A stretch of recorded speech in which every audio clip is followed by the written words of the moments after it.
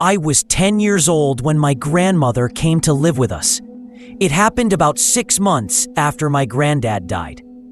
Looking back now, I realize she must have been unbearably lonely, stuck in that massive house with nothing but silence, grief, and memories echoing off the walls.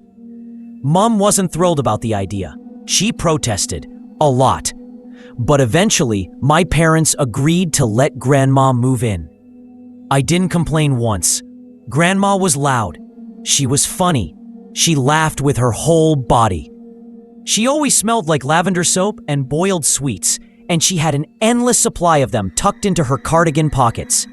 Every time she passed me, she'd slip one into my hand like it was some kind of secret deal.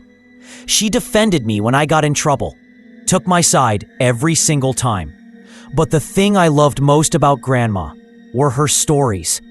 She told me about growing up during the war, about evacuation trains and blackouts and hiding under staircases while bombs screamed overhead. She told me stories about sneaking out with friends on the South Coast, about boys, about trouble. But her scary stories were my favorite.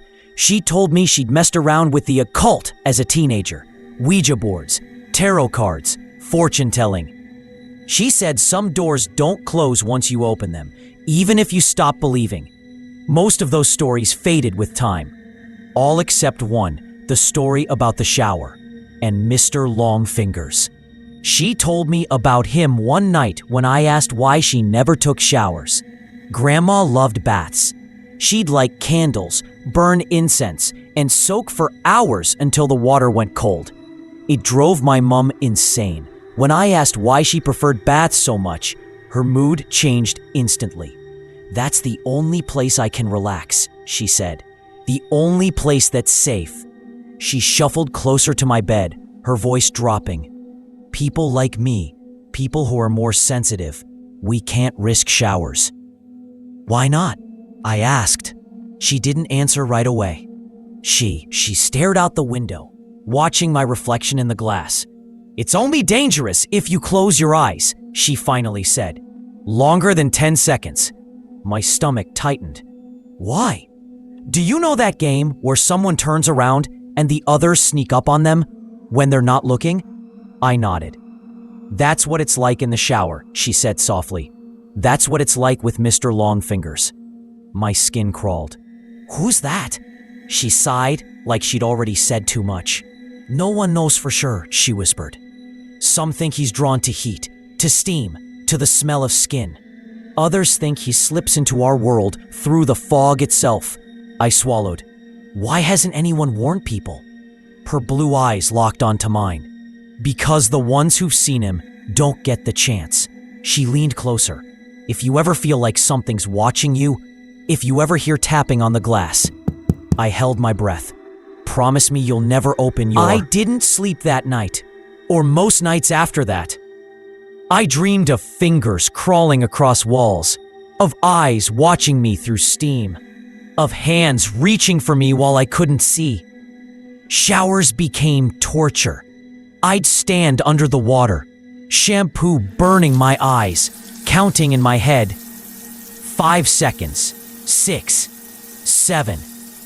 By 10, the pressure would start.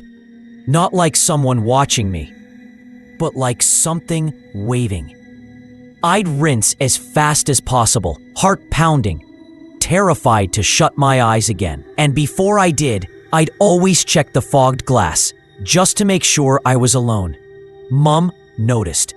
One night she heard me screaming in my sleep. I told her everything about Mr. Longfingers, about the rules. She was furious. That night, I heard my parents arguing through the wall. "She told him there's a monster in the shower," Mom hissed. "He's terrified, Simon. Fix this." The next night, Grandma came to my room. She didn't tell a story. She just sat there, staring. "I'd never let anything hurt you," she said. "I promise."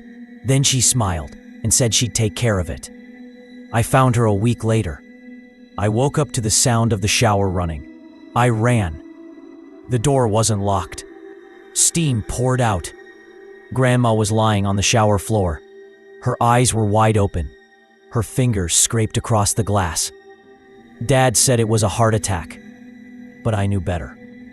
Because later, when everyone was gone, I checked the glass. The finger marks weren't just on the inside.